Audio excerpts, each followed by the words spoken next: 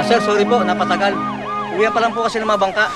Magdagdag pa kayo ng 5 bangka, ha? At siguro nyo huwag makakawala yung mga yun, ha? Habulin natin yun, ha? Oo, sir. Okay, 5 bangka. Opo, bilisan sir. nyo, bilisan nyo. Opo, sir.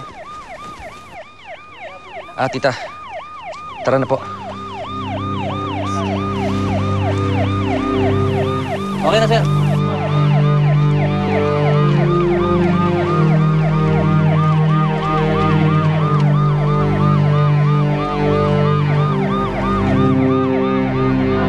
Babik! Babik! Ay, po.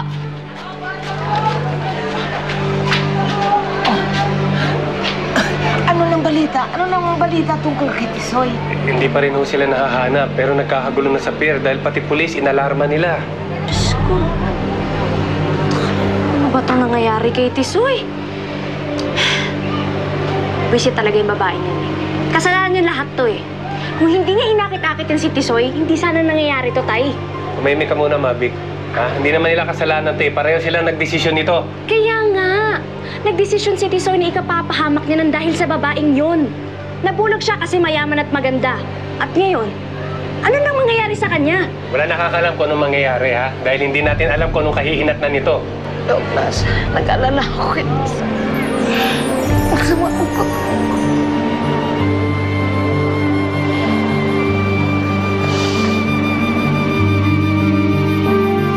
Anak mo si Elise? Ibig sabihin... Oo, Dinah. Siya yung batang pinaampon mo sa akin. Pero huwag kang maingay, ha? Dahil hindi alam to ni Carlos. Hindi niya alam? Walang alam si Carlos sa ginawa ko. Ang buong akala niya, totoong anak niya si Elise. Paano nangyari yun? Mahabang kwento, Dinah. Hindi mo na kailangan malaman pa. Huwag ka na maghahabol, ha? Kasi sa akin na si Elise. Sa akin na yung anak mo. Binili ko siya sa'yo, di ba? Kaya wala ka ng karapatan sa kanya. Nagkakaintindihan ba tayo? Nagkakaintindihan ba tayo, Dinah? Good.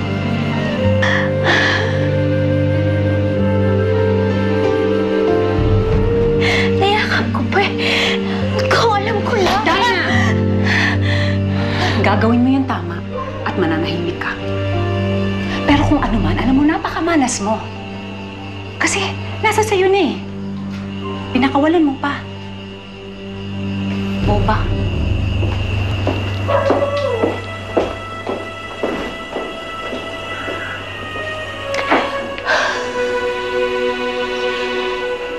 Sige. Anak ko.